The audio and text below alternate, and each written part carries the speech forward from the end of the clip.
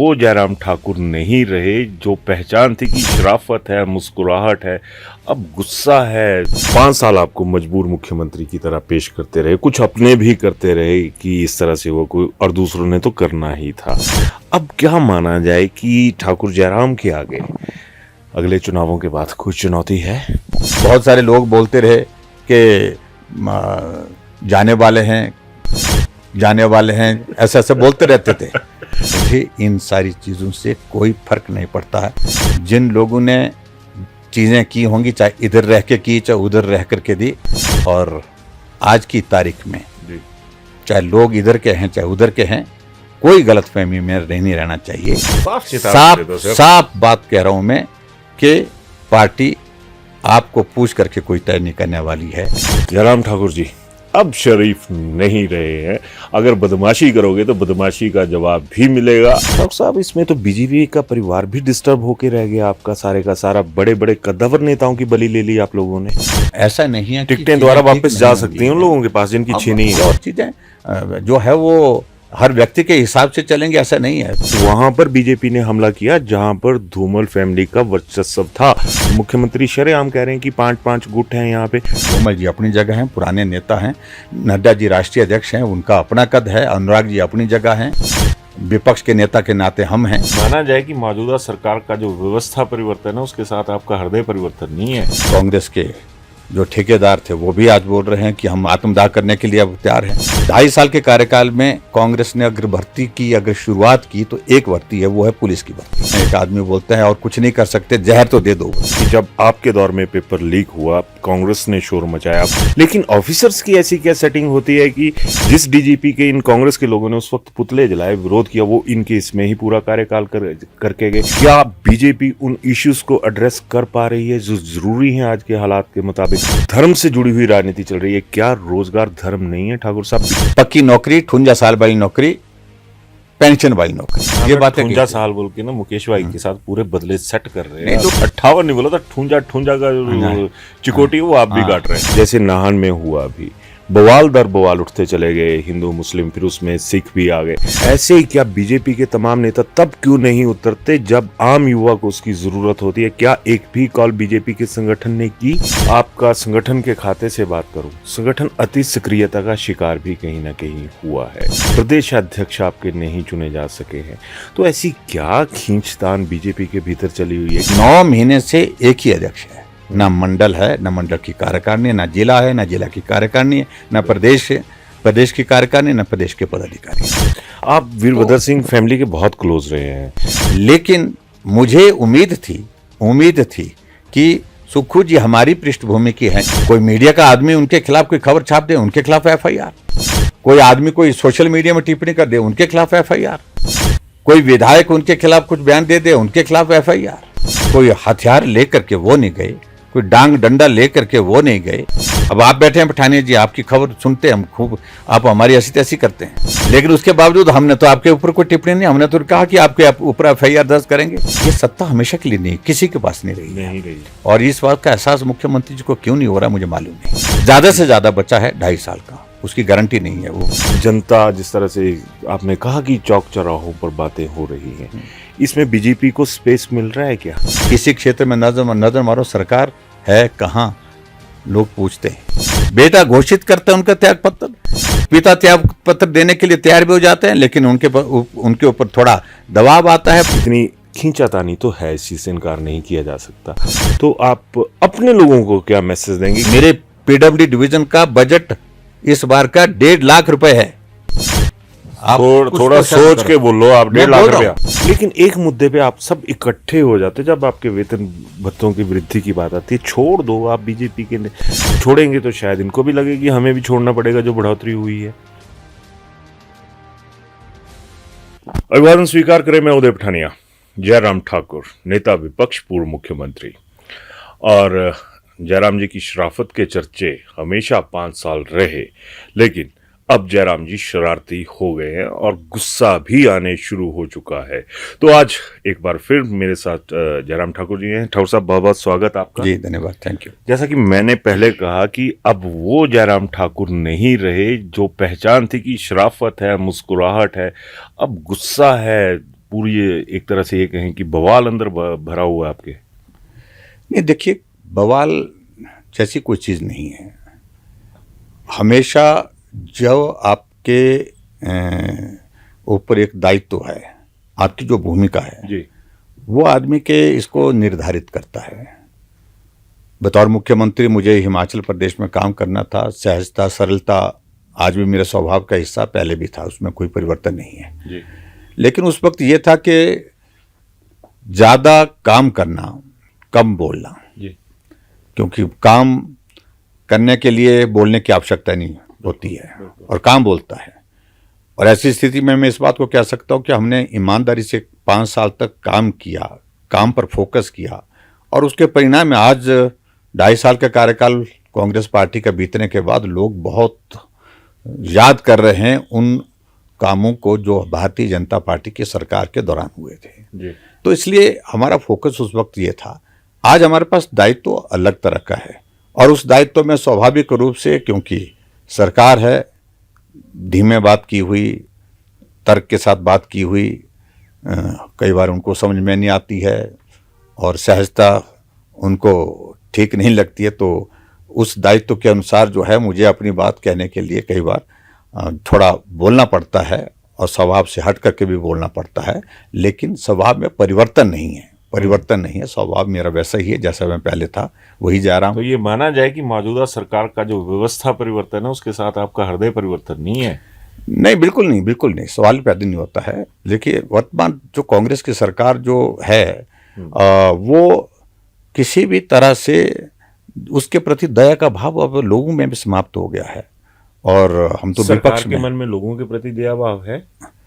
सरकार के प्रति लोगों का दया भाव तो बिल्कुल भी अब खत्म हो गया। अब लोग चौक चौराहे पर सरकार के खिलाफ बोल रहे हैं और सरकार के खिलाफ कांग्रेस के नेता बोल रहे हैं, कांग्रेस के विधायक बोल रहे हैं, कांग्रेस के मंत्री बोल रहे हैं और कांग्रेस के जो ठेकेदार थे वो भी आज बोल रहे हैं कि हम आत्मदाह करने के लिए अब तैयार हैं।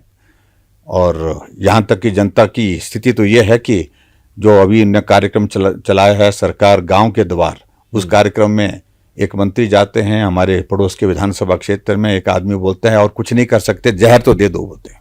बिल्कुल, बहुत। हाँ, तो ऐसे गंभीर बातें जो है वो तभी निकलती हैं जब सरकार की काम करने की प्रणाली पर बहुत बड़े प्रश्न चिन्ह के साथ साथ में एक बड़ा बहुत नाराजगी का एक माहौल आम जनमानस में है।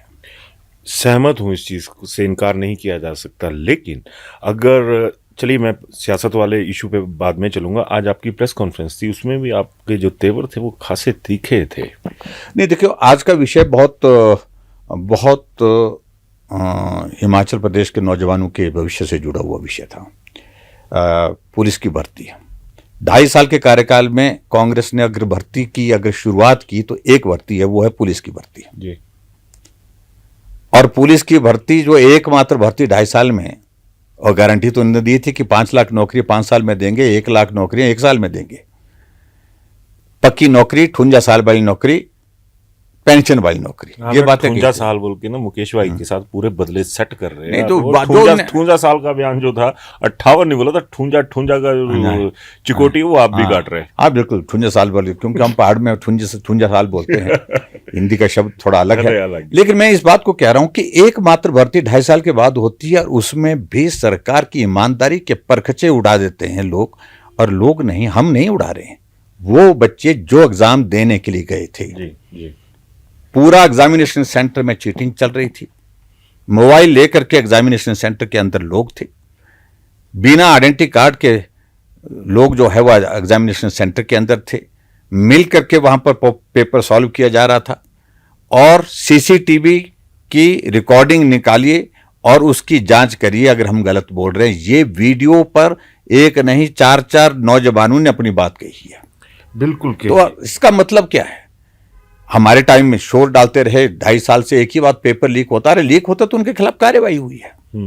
लेकिन आप तो कार्रवाई को करने के बजाय उसको दबा रहे हैं। ठाकुर साहब, एक चीज में थोड़ी सी लीक से हट रहा हूं कि जब आपके दौर में पेपर लीक हुआ, कांग्रेस ने शोर मचाया, अब कांग्रेस के टाइम में ये चीजें सामने आ रही हैं, आपने मोर्चा खोला हुआ है, लेकिन ऑफिसर्स की ऐसी क्या सेटिंग होती है कि जिस डीजीपी के इन कांग्रेस के लोगों ने उस वक्त पुतले जलाए, विरोध किया, वो इनके इसमें ही पूरा कार्यकाल करके गए। तो मतलब इनकी सेटिंग जो है आईएएस आईपीएस की, वो ज़्यादा हावी रहती है सरकारों पर? देखिए, हावी नहीं रहती है। देखिए, बात तो सिर्फ एक ही होती है, काम करने की जो है सरकार की अगर इच्छा शक्ति है, तो मुझे लगता है कि अधिकारियों का कोई मतलब नहीं बनता कि अधिकारी काम काज में दखल दे सकते हैं। अधिकारी जो है चीज़ों को अपने हिसाब से चला सकते हैं। लेकिन मैं वर्तमान सरकार पर तो बहुत सारे प्रश्न इस प्रकार के खड़े हुए हैं जिन पर बहुत गंभीर आरोप हैं। जो अधिकारी लगाए हैं, बड़े दायित्व पर लगाए हैं, बड़े जिम्मा उनको दिया है, जो बहुत विश्वास के योग्य है, उन सबको, लगभग सबको, उनको हमने दायित्व से मुक्त किया हुआ था, दायित्व से दाएं बाएं रखा था, क्योंकि बहुत सारे प्रश्न उनके बारे में थे। अब उन्हीं प्रश्नों की बात करें, प्रश्न हर इसमें चले रहते हैं, इसमें कोई दो राय नहीं है, लेकिन क्या बीजेपी उन इश्यूज को एड्रेस कर पा रही है जो जरूरी हैं आज के हालात के मुताबिक? अगर देखा जाए, मसलन अनएम्प्लॉयमेंट का मुद्दा है, जिस तरह से अब जहां पे परीक्षाएं हो रही वहां पे ये खुद कटघरे में कांग्रेस की सरकार खड़ी हो जा रही है जाके, और बीजेपी का जो स्टाइल ऑफ एक्शन है वो यहाँ पर बिल्कुल और बिल्कुल, अगर उस तरह से देखा जाए कि धर्म से जुड़ी हुई राजनीति चल रही है। क्या रोजगार धर्म नहीं है ठाकुर साहब? बीजेपी इस मुद्दे पे कहीं खड़ी होती हुई नजर ही नहीं आती है सिवाय बयानबाजी के। देखिए, इस बात को लेकर के मैं बड़ा स्पष्ट कह रहा हूँ कि भारतीय जनता पार्टी की 5 साल की सरकार में जी, हमने सुनिश्चित किया 60,000 से ज़्यादा नौकरियां हमने दी। बिल्कुल। और नौकरियां वो दी, पक्की नौकरियां दी हैं। ऐसा नहीं कि ऐसी नौकरियां इनकी तरह से जो है वो ये आउटसोर्स एजेंसी, जो ठेकेदार उनने बना रखे हैं, आउटसोर्स एजेंसी अपने लोगों को दे रखी है, उनके माध्यम से। मैं इस बात को कह रहा हूं कि आज मुख्यमंत्री कहते हैं, झूठ बोलते हैं, इतना झूठ बोलते हैं और बहुत लज्जा रहित होकर के झूठ बोलते हैं। सचमुच में बड़ी हैरानी की बात है, कोई आंकड़े इनके पास नहीं है। अगर भर्तियां, अगर हिमाचल प्रदेश में अगर 2.5 साल के कार्यकाल में, वो भर्तियां जो भाजपा की सरकार में हमने पोस्टें क्रिएट की, फाइनेंस से अप्रूवल ली, सिलेक्शन का जो है उनके अपॉइंटमेंट की सिलेक्शन का प्रोसेस जो होता था, इंटरव्यू का प्रोसेस होता था, वो प्रोसेस शुरू किया। वो प्रोसेस कंप्लीट होने के बाद उनकी अपॉइंटमेंट, उसमें आपका क्या कॉन्ट्रीब्यूशन? आपके ज़माने में अपॉइंटमेंट आपके समय में हुई हो, नौकरी आपने पोस्ट क्रिएट की हो, आपने बजट प्रोविजन किया हो, बताओ सही कौन सी नौकरियां हैं? बहुत बड़ा एक चैलेंज जो है वो ठाकुर साहब ने कांग्रेस के नेताओं के सामने रख दिया है कि अगर आप लोगों ने फाइनेंस से अप्रूव करवाया या कोई पोस्ट अप्रूव करी तो उसका आप एक तरह से कहें कि व्हाइट पेपर जारी करिए, क्योंकि रोजगार से जुड़ा हुआ मुद्दा है। खैर, मैं उसी चीज़ पे आ रहा हूँ ठाकुर साहब कि जैसे नाहन में हुआ, अभी बवाल दर बवाल उठते चले गए, हिंदू मुस्लिम, फिर उसमें सिख भी आ गए और ये तमाम चीज़ें होती चली गई। लेकिन ऐसे ही क्या बीजेपी के तमाम नेता तब क्यों नहीं उतरते जब आम युवा को उसकी जरूरत होती है? क्या एक भी कॉल बीजेपी के संगठन के नेताओं ने की कि बेरोजगारी वाला मुद्दा है? तो बेरोजगार तो खुद अकेले चीखते चिल्लाते हैं, और यहां पर उस दौर में चाहे कांग्रेस के हो चाहे बीजेपी के हो, नेता खड़े हो जाते हैं जब उनको रेडीमेड बेरोजगारों की भीड़ यहाँ या तो छोटा शिमला में मिल जाती है, साथ में चौड़ा मैदान में मिल जाती है। नहीं, देखो, मैं इस बात को लेकर के बड़ा साफ कह रहा हूं कि कांग्रेस ने बेरोजगारों के लिए वादा किया कि 5 लाख नौकरी देंगे, किया था, लेकिन काम क्या किया उसके बदले में? हिमाचल प्रदेश में नौकरियों की भर्ती पूर्ण रूप से बंद हुई जी। कोई भर्ती 2.5 साल के कार्यकाल में तो हुई नहीं जी। एकमात्र भर्ती की प्रक्रिया जिसके बारे में मैं जिक्र कर रहा हूं जी। लेकिन भारतीय जनता पार्टी ने, हमने हजारों की संख्या, मैंने कहा 60,000 का आंकड़ा है हमारी सरकार का, नौकरी जिनने नौकरियां क्रिएट की, बजट का प्रोविजन करने के बाद नौकरियां दी हैं 12,000। लेकिन इतने मैं जरूर कहना चाहता हूं, इसके अलावा आउटसोर्स वाली दूसरी एजेंसी वो अलग से हैं। हाँ। लेकिन मैं ये कह रहा हूं कि हमने ईमानदारी से उस दिशा में प्रयत्न तो किया। बिल्कुल। और यहां ये झूठ बोलते हैं मुख्यमंत्री, विधानसभा के अंदर बोलते हैं कि हमने 35,000 नौकरियां दे दी, सेशन में बोल रहे थे कि लगभग, और उससे पहले 2 दिन पहले एक मंत्री बोलता था हमने जो है 22,000 नौकरियां दी हैं। एक मंत्री उनका बोलते हैं 2 दिन के अंदर क्या कि आपका 22,000 का आंकड़ा नौकरियों का 35,000 पहुंच गया। तो झूठ तो कम से कम मत बोलना चाहिए। ये सचमुच में बहुत हैरानी की बात है। और मैं मानता हूं कि बेरोजगारी बहुत बड़ा विषय है। सबको रोजगार मिलना, सरकारी नौकरी मिलना, ये भी संभव नहीं है, लेकिन उसके बावजूद ईमानदारी से प्रयत्न तो करना चाहिए। और जो हमने अपनी सरकार के दौरान सरकारी नौकरी के साथ साथ में मुख्यमंत्री स्वावलंबन योजना शुरू करके जो है नौजवानों को अपने पांव पर खड़ा करने के लिए एक रास्ता खोला, वो भी बंद कर दिया। आते ही सुक्खू जी को एक ही काम करने की आदत है, जिसको आनंद उनको आता है, जो चला हुआ काम उसको बंद करना। सरकार काम करने के लिए होती है, काम बंद करने के लिए नहीं होती है। हिमाचल पहली बार देख रहा है कि कोई मुख्यमंत्री काम करने के लिए नहीं चुना है, काम बंद करने के लिए चुना है। ये आपकी परसेप्शन जो भी है ये लोगों में भी जा रही है और ये सारी तमाम चीज़ें सामने आ रही हैं। ठाकुर साहब, मैं आ रहा हूँ दूसरी तरफ को कि जो इस वक्त सियासत में माहौल चला हुआ है, आपका संगठन के खाते से बात करूं, संगठन अति सक्रियता का शिकार भी कहीं ना कहीं हुआ है और जिस तरह से अभी प्रदेश अध्यक्ष आपके नहीं चुने जा सके हैं, तो ऐसी क्या खींचतान बीजेपी के भीतर चली हुई है कि जिसको ये माना जाता था कि ये चीज़ें एक बार सिंगल लाइन ऑर्डर आ जाएंगे और वो सारी चीज़ें हो जाएंगी, ये रुका तो रुका क्यों? ये देखिए, मुझे लगता है कि बीच बीच में घटनाओं का क्रम इस प्रकार से रहा जिसके कारण जो है पार्टी के नेतृत्व के सामने बहुत सारी चीज़ें ऐसी थी। पाकिस्तान के साथ जो कॉन्फ्लिक्ट है वो एक बहुत बड़ा इशू था, तो और वहाँ पर फोकस होने की आवश्यकता थी सेंट्रल लीडरशिप की।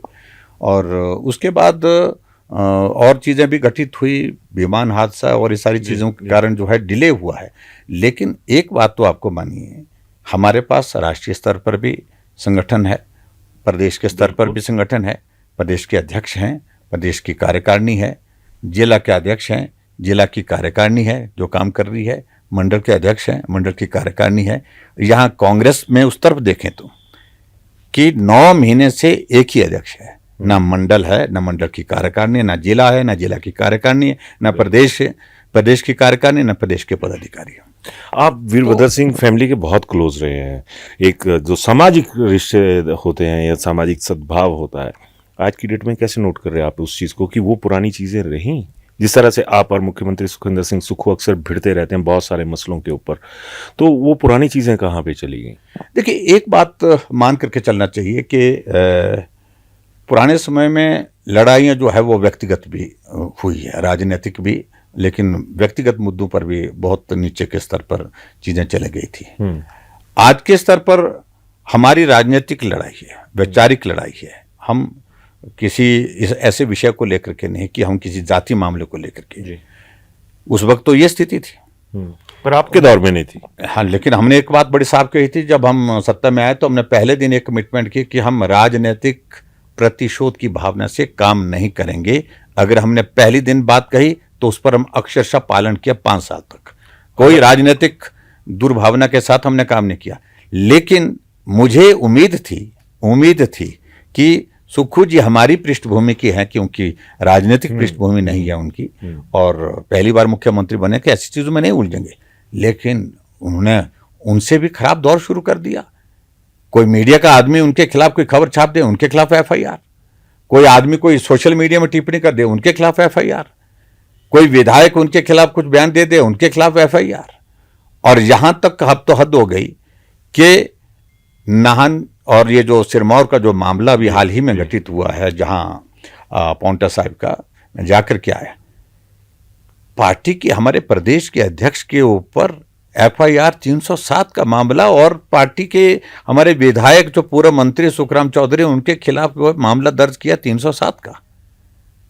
और कोई आधार नहीं, कोई हथियार लेकर के वो नहीं गए, कोई डांग डंडा लेकर के वो नहीं गए, और वो भीड़ को जो है वो व्यवस्थित करने में लगे, उसको कंट्रोल करने में लगे ताकि कोई अप्रिय घटना ना हो।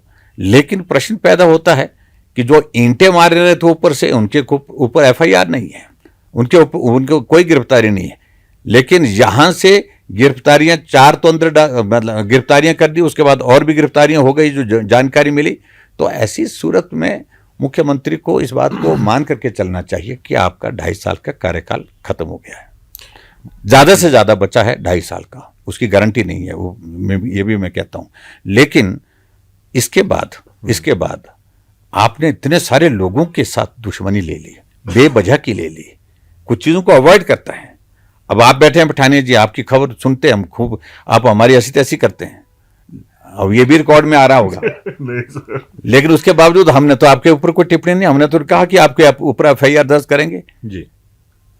अगर हमने कोई टिप्पणी की तो बताइए, लेकिन आपको एक स्वतंत्र है, अपने एक दृष्टिकोण है, आप अपने हिसाब से अपनी बात कहिए, कोई बात नहीं उसमें। धैर्य रखना, संयम रखना, और थोड़ा मुझे लगता है कि ये सत्ता हमेशा के लिए नहीं, किसी के पास नहीं रही। और इस बात का एहसास मुख्यमंत्री जी को क्यों नहीं हो रहा मुझे मालूम नहीं। और ऐसी चीजें करते करते वो आप अपने आप को ऐसी चीजों में उलझा करके, जिनकी परेशानी उनको सत्ता से बाहर जब होंगे तब उस वक्त महसूस होगी। सत्ता वाली बात तो आपकी सही है, इन तमाम इसमें जो संदर्भ आपने गिनवाए, लेकिन आपको क्या लगता है, एक चीज सामने आ रही है ठाकुर साहब की, जनता जिस तरह से आपने कहा कि चौक चौराहों पर बातें हो रही हैं, इसमें बीजेपी को स्पेस मिल रहा है क्या? नहीं, निश्चित रूप से। अब आज की तारीख में मैं इस बात को कहूँ, देखिए जो माहौल पूरे प्रदेश पर में, हम पूरा हिमाचल प्रदेश घूमते हैं, कांग्रेस के खिलाफ बहुत बड़ी नाराजगी का माहौल है, बहुत बड़ी नाराजगी का माहौल है। अब आप अंदाजा लगाइए कि 1 साल का कार्यकाल कांग्रेस पार्टी का जब पूरा हुआ तो बगावत हो गई, राज्यसभा की सीट बहुमत होने के बावजूद भी वो हार गए, हम जीते, जिसकी उम्मीद हमको थी नहीं। उसके बाद 6 विधायक कांग्रेस पार्टी को छोड़ करके चले गए, 3 विधायक जो समर्थन दे रहे थे वो भी छोड़ करके चले गए। लड़ाई उनकी कांग्रेस से नहीं थी, नेतृत्व के साथ थी, सीधी सी बात है। और उनको इस बात को शायद रियलाइजेशन है कि नहीं है, मुझे मालूम नहीं। और उस वक्त आपको याद होगा कि 1 साल का कार्यकाल अभी हुआ था, तो एक जो मंत्री जो सबसे कम आयु में हैं, छोटे हैं, उनने यही पत्रकार वार्ता करके कहा था कि ऐसी स्थिति में मैं मंत्रिमंडल में रहने की हालत में नहीं हूं, त्यागपत्र देने की बात कही थी। बाद में मना लिया गया, मूर्ति स्थापना का चक्कर था ना, चलो कुछ भी था, लेकिन कुछ भी था। लेकिन अब आज 2.5 साल के बाद देखिए सुधार तो हुआ नहीं। अब जो उस वक्त सबसे कम उम्र के मंत्री थे, अब सबसे ज्यादा उम्र के, सबसे बड़ी उम्र के मंत्री जो है वो त्यागपत्र देने की बात कर रहे हैं। बेटा घोषित करता है उनका त्यागपत्र, पिता त्यागपत्र देने के लिए तैयार भी हो जाते हैं, लेकिन उनके ऊपर थोड़ा दबाव आता है, पार्टी का विचार करिए। फिर उसके बाद उन्होंने कहा कि मेरे कुछ मसले थे, मेरी शिकायतें थी, उन सारी चीज़ों को लेकर के, और इसलिए मैं त्यागपत्र नहीं दे रहा हूं। लेकिन बेटे ने फिर से टिप्पणी की है कि आप बने रहिए मंत्री, आप कुर्सी का आनंद लेते रहिए, लेकिन मंत्री से काम नहीं, दलालों से काम लिया जाता है यहाँ। ये उनके बेटे की टिप्पणियां हैं सोशल मीडिया। तो इसलिए आप बताओ, मैं कहाँ रह गई बात, कहाँ रह गई? बस सारी चीजें तो तार तार हुई पड़ी हुई है वहां पर। एक चीज आपने कही, और वहां पे एक थोड़ा सा उलझन में डालने वाला सवाल रहेगा मेरा, कि उनके कांग्रेस के जो भी निकले 3 इंडिपेंडेंट निकल गए और सारी चीजें होंगी। ठाकुर साहब, इसमें तो बीजेपी का परिवार भी डिस्टर्ब होके रह गया आपका, सारे का सारा। बड़े बड़े कद्दावर नेताओं की बलि ले ली आप लोगों ने। देखो, राजनीतिक में कई बार इस तरह की परिस्थितियां होती हैं, वो एकदम कोई इस तरह के जो फैसले होते हैं। लेकिन मेरा मानना यह है कि पार्टी के वरिष्ठ नेताओं के प्रति भी पार्टी के अंदर जो है वो सम्मान का भाव है। ऐसा नहीं है कि चीजें खत्म हो गई है, ऐसा नहीं है कि टिकटें द्वारा वापस जा सकती हैं उन लोगों के पास जिनकी छीनी है। अब आपको कहूं कि धैर्य करना चाहिए। पार्टी ने फैसला लिया, पार्टी का फैसला जो है उसको स्वीकार करना। पार्टी ने कभी आपके बारे में फैसला दिया, आपको टिकट दिया, आपको मंत्री बनाया, पर ठाकुर साहब लेकिन उसके बाद आज किसी और के लिए फैसला किया, तो मुझे लगता है कि उस सारी चीज को उस तरह से लेने की आवश्यकता नहीं है। थोड़ा सही रखना चाहिए। और चीजें आने वाले समय में राजनीति में हमेशा स्थायी नहीं होती है, चीजें स्थायी नहीं होती हैं, ये बात मान करके चलना चाहिए। और चीजें जो है वो हर व्यक्ति के हिसाब से चलेंगे ऐसा नहीं है। पार्टी अपना विचार करने के बाद फैसला लेती है, तो संयम रखना चाहिए। मुझे लगता है कि आने वाले समय में चीजें ठीक होने की और गुंजाइश है, गुंजाइश है। माना जाए कि अगर जब अगला टिकट आवंटन होगा तो वीरेंद्र कंवर का नंबर भी लगेगा, रमेश चंदवाला का भी लगेगा, बाकियों का भी लगेगा, जिनकी टिकटें छिन गई और वहां पर जो कांग्रेस के लोग थे उनको बिठा दिया गया। तो वही क्या जो आपने पैरामीटर्स बताए कि इनको विपत्ति में अगर बीजेपी ने टिकट दी थी, तो आने वाले समय में जो टिकट की संपत्ति है वो असल हकदारों को लौटाएंगे ये। लेकिन देखो, ऐसा पार्टी का टिकट का फैसला पार्टी हाईकमान करती है। इस बात को लेकर के मुझे किसी व्यक्ति विशेष के बारे में कोई टिप्पणी नहीं करनी है। एक हालात थे, जिस हालात में एक फैसला लिया गया, कई जगह वो फैसला ठीक हो गया, कई जगह उस फैसले का जो है स्वरूप उस तरह से नहीं आया, उम्मीद जैसे थी हमको उसका परिणाम उस तरह से नहीं आया। कोई बात नहीं, लेकिन आने वाले समय में मुझे लगता है कि धैर्य रखना चाहिए और पार्टी के नेतृत्व पर छोड़ देना चाहिए। बिल्कुल। लास्ट वाले सवाल की तरफ आ रहा हूँ ठाकुर साहब, कि ये जो सिनेरियो जिसमें मतलब ये कह सकते हैं कि पॉलिटिकली आऊँगा मैं प्योर कि कांग्रेस वर्सेस इसमें, तो जब वो दौर चला था, जब मैंने टिकट आवंटन वाली बात हुई थी, तो उसमें भी एक बात बीजेपी के भीतर भी आई थी कि वहां पर बीजेपी ने हमला किया जहां पर धूमल फैमिली का वर्चस्व था या फिर दूसरे लोग थे। अदर्स में ना तो ऐसा कोई कांड हुआ, ना वहां पे ऐसी कोई चीजें हुई। तो बीजेपी के भीतर भी तो ऐसी चीजें चलने शुरू हो गई और मुख्यमंत्री शरेआम कह रहे हैं कि 5-5 गुट हैं यहाँ पे। उस पर आपका क्या कहना है? देखिए, ये तो मुख्यमंत्री जी का एक राजनीतिक व्यवस्था है, कुछ बोलना, कुछ नहीं मिला बोलने के लिए तो यही बोलें कि भाई 5 गुट है। ठीक है, हमारी पार्टी के अंदर नेता हैं, कदावर नेता हैं, शांता कुमार जी अपनी जगह हैं, पुराने नेता हैं, धूमल जी अपनी जगह हैं, पुराने नेता हैं, नड्डा जी राष्ट्रीय अध्यक्ष हैं, उनका अपना कद है, अनुराग जी अपनी जगह हैं, विपक्ष के नेता के नाते हम हैं, पार्टी के प्रदेश के अध्यक्ष। तो हमारे यहाँ पर पार्टी के नेतृत्व को आगे आने से रोका नहीं जाता है। हम सब लोग काम कर रहे हैं। आज नड्डा जी राष्ट्रीय अध्यक्ष के नाते काम कर रहे हैं, मैं विपक्ष के नेता के रूप में काम कर रहा हूँ, और अनुराग जी जो है वो सांसद के साथ साथ में केंद्र में जो भूमिका उनकी पार्टी लगाती है उस भूमिका के तहत काम कर रहे हैं। हम सब लोग काम कर रहे हैं, असाइनमेंट सबको है, हम सब लोग काम कर रहे हैं। लेकिन गुट का तो हमारी पार्टी में जो है कब का बीज नाश हो चुका है, गुट समाप्त है। यहाँ एक गुट है, वो भाजपा है, और आज बीजेपी के अंदर जितना मजबूत नेतृत्व है, यहाँ गुट की तो कल्पना ना राष्ट्रीय स्तर पर ना प्रदेश के स्तर पर। लेकिन बात ठीक है कि उसके बावजूद भी अपने अपने जगह सबका एक कद होता है, वो अपने उस कद के मुताबिक पार्टी को जिताने में, आगे बढ़ाने में कंट्रीब्यूट करते हैं। लेकिन कांग्रेस पार्टी में अपन देखिए ना, कांग्रेस पार्टी में क्या स्थिति है। मुख्यमंत्री ऊना जाते हैं, डिप्टी चीफ मिनिस्टर वहाँ के हैं, लेकिन मुख्यमंत्री कार्यक्रम में रहते हैं, डिप्टी चीफ मिनिस्टर वहाँ पर कार्यक्रम में नहीं है। हिसाब बराबर हो रहा है। मुकेश अग्निहोत्री वाला जो उस वक्त वो धुआं देके रखते थे। एक प्रोटोकॉल के मुताबिक हमेशा ऐसा होता है कि जब भी चीफ मिनिस्टर किसी मतलब किसी डिस्ट्रिक्ट में जाते हैं, जनरली उस डिस्ट्रिक्ट के विधायक और ministers they used to be part of the program. वो प्रोग्राम का हिस्सा होते हैं, वो जाते हैं उस कार्यक्रम में, लेकिन वो थे नहीं। अच्छा, इसके अलावा कांग्रेस पार्टी की प्रदेश की अध्यक्ष, बाकी कार्यकारिणी तो है नहीं, ना मंडल स्तर पर, ना जिला पर, ना प्रदेश स्तर पर, लेकिन एकमात्र अध्यक्ष को 2 साल के कार्यकाल पर मंच पर खड़ा कर दिया गया बोलने के लिए, और बोलते उनको कागज पकड़ा दिए एक ऐसे जूनियर आदमी ने कि आप बैठिए, आपका समय समाप्त हो गया। हाँ, हुआ था। गुट कहाँ है? गुट तो वहाँ है। और इस तरह से प्रदेश के अध्यक्ष के लिए चल रहे हैं। कांग्रेस के अंदर जो मारपीट चल रही है, कोई दिल्ली मिल रहा है, कोई किधर मिल रहा है, तो ऐसी चीज़ों को लेकर के मुझे लगता है कि मुख्यमंत्री को छोड़ देना चाहिए। हमारे कोई गुट नहीं, हम एकजुट हैं, कोई गुट नहीं, एकजुट हैं। और गुट देखने हैं तो अपने यहाँ पर देखिए कि क्या हालत आपकी हो गई है कि तमाम सारे लोग जो है आपको छोटे छोटे गुटों में मिलेंगे अगर आप अपनी पार्टी के अंदर एनालिसिस करेंगे। ठाकुर साहब, एक सवाल और दिमाग में आ गया कि 5 साल आपको मजबूर मुख्यमंत्री की तरह पेश करते रहे, कुछ अपने भी करते रहे कि इस तरह से वो कोई, और दूसरों ने तो करना ही था। अब क्या माना जाए कि ठाकुर जयराम के आगे अगले चुनावों के बाद कुछ चुनौती है? ये देखिए, मैं इस बात को लेकर के कोई टिप्पणी नहीं करता हूँ। मेरे सामने जो आज का दायित्व है मेरा, मैं उस दायित्व का निर्वहन कर रहा हूँ, जिम्मेवारी के साथ कर रहा हूँ। जब मुख्यमंत्री था तब भी मैं किया हूँ। बहुत सारे लोग बोलते रहे कि जाने वाले हैं, ऐसे ऐसे बोलते रहते थे, लेकिन उनकी मंशा पूरी नहीं हुई है। तो माना जाए कि मंशा चाहे हमने पूरा 5 साल का कार्यकाल हिमाचल प्रदेश में जो है प्रदेश की सेवा में बिताया, काम किया। आज लोग उस काम को याद कर रहे हैं। आज चारों तरफ हिमाचल प्रदेश में पूर्ण विराम है विकास को, और मुख्यमंत्री सुखविंदर सिंह सुक्खू का तो एक नजरिया है, जो चला हुआ काम है उसको बंद करना, तो उसको बंद करने में लगे हैं। 2.5 साल बंद करते करते हो गए उनको, अभी भी हमारे चलाए हुए काम पूरी तरह से बंद नहीं हुए हैं। अब आने वाले समय में हम देखते हैं क्या करते हैं।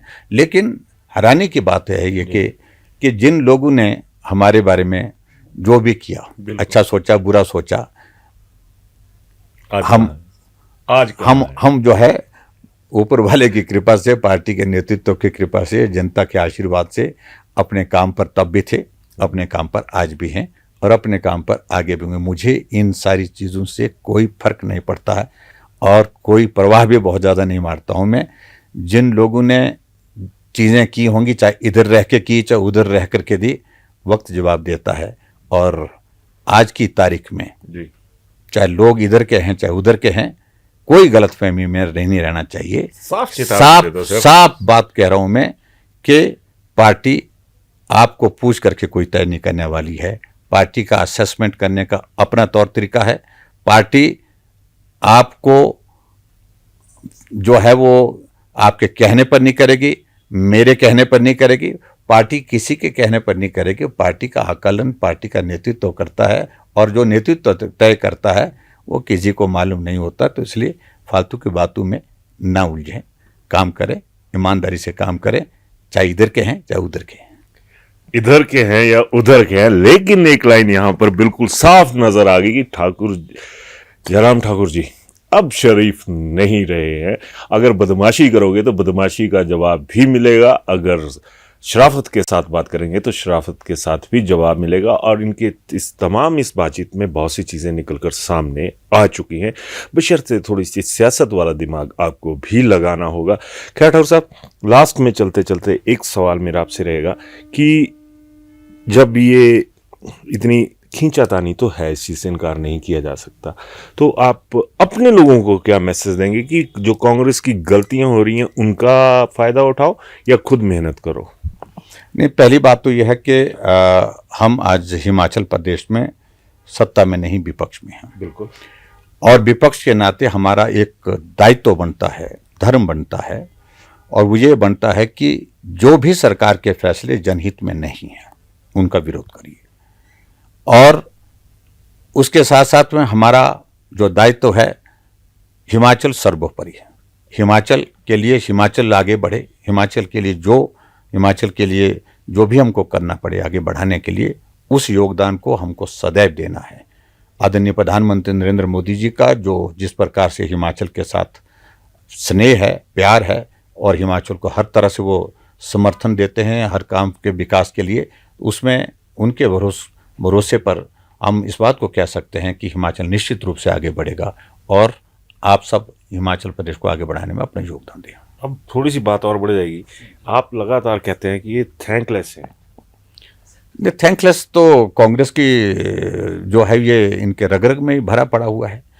अब हमें इस बात को समझ में नहीं आता है, चाहे वो प्रदेश की सरकार की अगर हम बात करें, अभी हाल ही में रोते रोते ये पिछले 2.5 साल से जब से घटना जो हुई थी बारिश के कारण, बाढ़ के कारण नुकसान हुआ था, उसके बाद उस नुकसान के लिए कहा था केंद्र से मदद दिए। 2000 करोड़ से ज़्यादा पैसा पहले आया, 2000 करोड़ रुपए अभी 2 दिन पहले दिया। एनडीआरएफ का पैसा है, यानी कि ओवर एंड अबव है।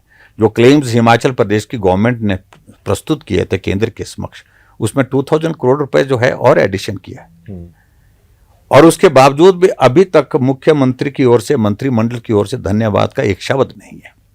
यानी कि ये मैं आपको कहता हूं कि ये तो जिसको कह सकते हैं कि ये पराकाष्ठा है ना शुक्रिया होने की। ऐसी सूरत में पूरा प्रदेश देख रहा है, पूरा देश देख रहा है। लेकिन हकीकत ये है, केंद्र ने जो पहला पैसा दिया था 2000 करोड़ रुपए, वो भी उन लोगों तक पहुंचाने जो पात्र लोग थे। जी, कहाँ गया वो पैसा? वो पैसा कहाँ गया, ये जांच का विषय है।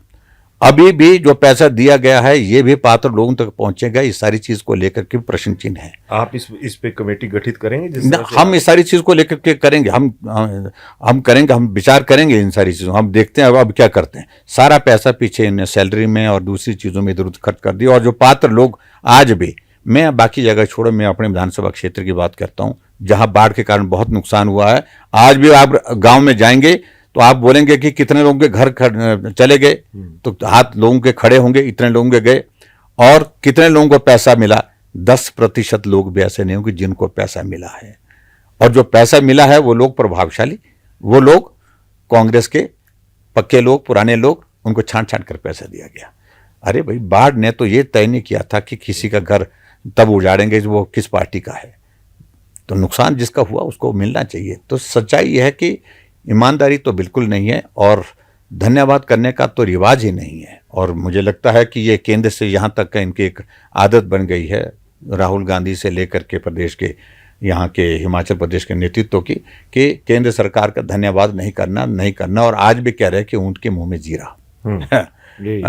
ये शब्द हमको सुनने को मिलते हैं, बहुत हैरानी होती है। आज हिमाचल प्रदेश में सड़कें अगर बन रही हैं तो PMGSY का 3,000 करोड़ रुपए है, उससे पैसे से बन रही है। CRF का पैसा है, नाबार्ड का पैसा है, वर्ल्ड बैंक का पैसा, स्टेट का कितना है? मेरे PWD डिवीजन का बजट इस बार का 1.5 लाख रुपए है। आप थोड़ा सोच के बोलो, आप 1.5 लाख रुपया। मैं बोल रहा हूं, मैंने एक्शन को बुलाया, मैं कहा भाई पैसा कितना का है? बोलते कैसे करेंगे? बोलते भाई 1.5 लाख रुपए बजट है। कहां बताऊं? JCB में लोग रास्ता खोलने के लिए, सड़क खोलने के लिए अपने पैसे से तेल डाल रहे हैं। ये स्थिति है हिमाचल प्रदेश की। अगर आज पैसा केंद्र का नहीं आता तो 2 कदम चलने की स्थिति नहीं है हिमाचल प्रदेश सरकार की। मैं ये नहीं कह रहा हूं कि एक फेडरल स्ट्रक्चर में हम लोग हैं, केंद्र का दायित्व भी बनता है, लेकिन इतना इस तरह से व्यवहार रखना कि बिल्कुल इस तरह से बोलते रहना कुछ नहीं, ये उचित नहीं है। 93,000 मकान हिमाचल प्रदेश, छोटे से प्रदेश को मिले, किसको मिले वो? तो यह सारी चीज़ों को लेकर के वर्तमान सरकार को अपनी बात कहनी चाहिए। कम से कम धन्यवाद तो करना बनता है, नैतिकता इतनी तो बनती है। डॉक्टर साहब, एक सवाल मेरा अक्सर नेताओं के साथ रहता है, इतनी ज़्यादा फाइनेंशियल क्रंच है, सारी चीज़ें हैं, 1.5 लाख रुपए का जिक्र आपने किया, लेकिन एक मुद्दे पे आप सब इकट्ठे हो जाते, जब आपके वेतन भत्तों की वृद्धि की बात आती है। छोड़ दो, आप बीजेपी के छोड़ेंगे तो शायद इनको भी लगे कि हमें भी छोड़ना पड़ेगा, जो बढ़ोतरी हुई है वो आम आदमी के हिस्से में वो पैसा चला जाएगा। नहीं, देखिए अभी तक उसमें वो जो सारी आप जो बात कर रहे हैं, बढ़ोतरी की बात कर रहे हैं, अभी तक तो बातें आपको भी नहीं मिले हैं। बातों की बातें हैं। अभी तक तो वो बिल वगैरह कोई पारित तो हुआ नहीं है। बिल पारित हुआ है, लेकिन उसमें नोटिफिकेशन तो हुआ नहीं उसका भी। मतलब वैसे पुराने चल रहे हुए नहीं, देखो वो चल रहा है।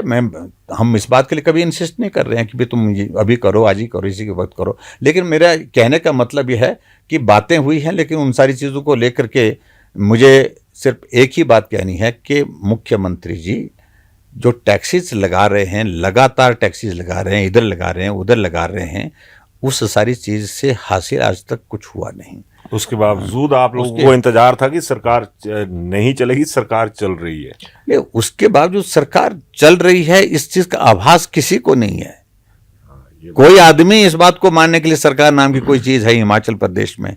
आप कानून व्यवस्था की चीजें देखो, आप डेवलपमेंट की चीजें देखो, किसी क्षेत्र में नजर मारो, सरकार है कहाँ? लोग पूछते हैं। छोटी सी बात है सर, इसी विधानसभा वाले रूट पे ही लगभग छोटा शिमला से यहाँ पहुँचने में 1.5 घंटा लग रहा है सर, इस सारे इसमें। तो ये सारी चीज़ें जो हैं वो आपकी नज़रों में भी होंगी, तो आम आदमी से जुड़े हुए मुद्दे भी तो आने चाहिए ना सर इसमें। निश्चित रूप से मैं इस बात को लेकर के मानता हूँ कि हिमाचल प्रदेश में खासतौर से जो हमारा अभी ये सीज़न चल रहा है, इसका टूरिस्ट सीज़न भी है साथ में, और पर्टिकुलरली ऐसे जो पॉइंट्स हमको आइडेंटिफाई करने चाहिए जहाँ ट्रैफिक कंजेशन बहुत ज़्यादा होता है। शिमला में यहाँ से वहाँ पहुँचने के लिए बहुत सारा वक्त लग रहा है। मैंने SP से बात की थी, अभी मैंने पुलिस के वरिष्ठ अधिकारियों से भी बातचीत की। 1 आदमी 2 आदमी कांस्टेबल से क्या होगा? जब टूरिस्ट पूरा घर बार छोड़ करके आनंद लेने के लिए अगर शिमला आया है, मनाली आया है, और 4 घंटे वो जाम में फंस करके जब परेशान होगा तो अच्छा नहीं सोचेगा, दूसरी बार वो नमस्ते ही करेगा हिमाचल प्रदेश को। ट्रैफिक को रेगुलेट करने के लिए पुलिस को मतलब ध्यान देना चाहिए, काम करना चाहिए, लेकिन पुलिस बहुत सारे ऐसी चीज़ों में उलझा करके रखी है जिसका कोई लेना देना नहीं है। इशारा समझ गया आपका मैं। खैर, ठाकुर जयराम जी ने आज बहुत सारी चीज़ें ऐसी कह दी जिनमें धैर्य रखने की बात भले ही कांग्रेस को कही हो, लेकिन बीच बीच में धैर्य तो बीजेपी वालों को भी रखना होगा, और धैर्य उनको भी रखना होगा जिनके दिमाग में शायद आज तक ये छवि चली होगी कि शालीन है, मुस्कुराते रहते हैं, लेकिन अब एंग्री यंग मैन की भूमिका में कहीं नजर आने शुरू हो चुके हैं। खैर ठाकुर साहब, बहुत बहुत शुक्रिया आपका, बहुत बहुत मेहरबानी, आपने वक्त दिया। जरूर बताइएगा बातचीत कैसी लगी। धन्यवाद।